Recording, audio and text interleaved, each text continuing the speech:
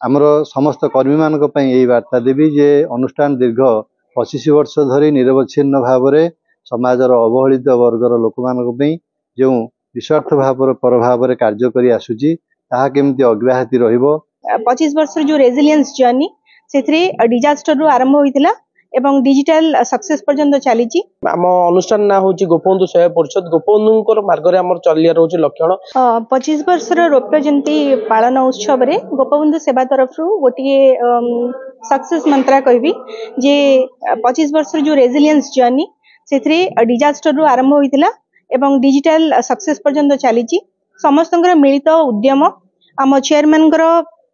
दीर्घ दिन धरिकी जो चेष्टा प्रचेष्टा एवं समस्त पार्टनर एवं समस्त आमर सहकर्मी मानकर मिलित उद्यम जो गोपबंधु सेवा परिषद आज ये स्थान में पहुंची पारिछि। आशा करुछि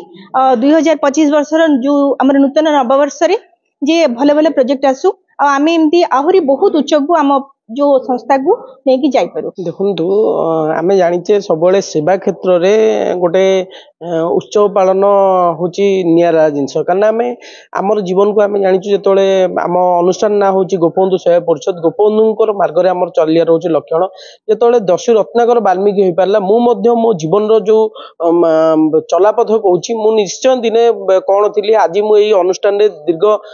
25 वर्ष काल जो संघर्षमय जीवन मु अतिक्रम करची ताहार आज जो 25 वर्ष रौप्य जयंती पालन होबाकू जाउची मु ता देह जने साधारण कर्मचारी हिसाब से बहुत उत्साहित एवं आज रही जो कार्यक्रम को जो माने पुराना वर्ष ठू आरंभ करिक नूतन वर्ष पर्यंत जो माने समस्त प्रोजेक्ट रे भाग नहीं आ 2000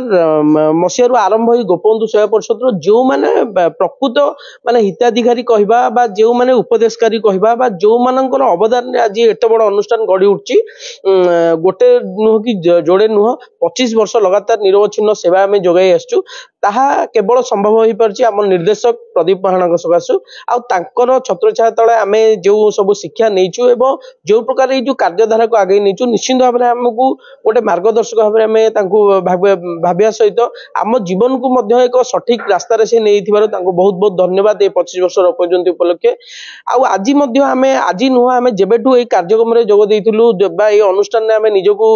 समर्पित करथिलु निजको एक मन भीतर शपथ नहीं सहित अनुष्ठान में शपथ नहीं लोकंर सेवारे सबले समर्पित रहिबु आ ई सेवा आमर 25 वर्ष पूर्ति होइतबारु जेतिकी गौरव मन करछु सेतिकी उत्साहित अछु कारण गोटे 25 वर्ष भितर अनेक कर्मचारी आसंती एवं अनेक कर्मचारी जाती किंतु समस्ते एकाठी होकी गोटे जगार गोटे स्थान में जितेबाला समस्ते ये उत्सव को पालन करेंगे और सबू पदाधिकारी सहित जितेबाला ऑफिशियली समस्ते आसबे आमर ये कार्यक्रम एते सुंदर भाव में पार्टी से माने खुशी कथा केबे भी माने केमितिया कहबी निजे जानि पारनी किंतु एति कहबी भगवान हमको शक्ति दियंतु जे आमे आमर जीवन थिबा पर्यंत लोकंकर सेवा करि परिबु एवं निश्चिंत देखंतु सेवा कले भलो अछि मंद अछि लोक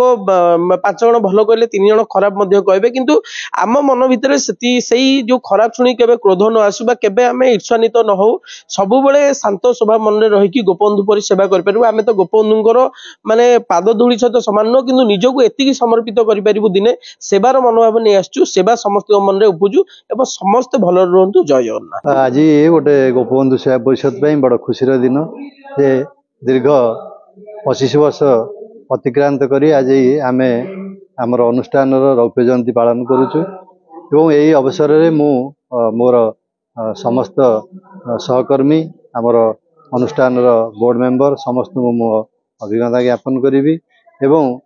आमर समस्त कर्मी मान बार्ता देवी जे अनुष्ठान दीर्घ 25 वर्ष धरी निरवच्छिन्न भाव में समाजर अवहेलित वर्गर लोक मान जो निस्वार्थ भाव पर भाव में कार्य कर आसुची ताहा केमती अव्याहति रहिबो एवं आगामी दिन में अनुष्ठान तार पुणी केमती 50तम पूर्ति पालन करिवो एवं जनसाधारणकर बा आमे जो कम्युनिटी पे काम करुचे आदिवासी जनजाति पे आमे काम करुचे एवं पेंठाकटार जो मत्स्यजीवी संप्रदाय अच्छा जो काम करुचे निर्भरशील भाव में काम करवा एवं सेमानकर उन्नति पे आम सब चेष्टा करवा भगवान आमको पठे लोक मानकर सेवा करने तेणु से सेवा मनोवृत्ति नहीं जो महात्मा पुरुष उत्कलमणि गोपबंधु दास नाम ये अनुष्ठान जो नामित होती नाम को आम जो व्यवहार करें केमती चरितार्थ करवा निस्वार्थपर भाव में लोक सेवा जोगई देवा आज मोर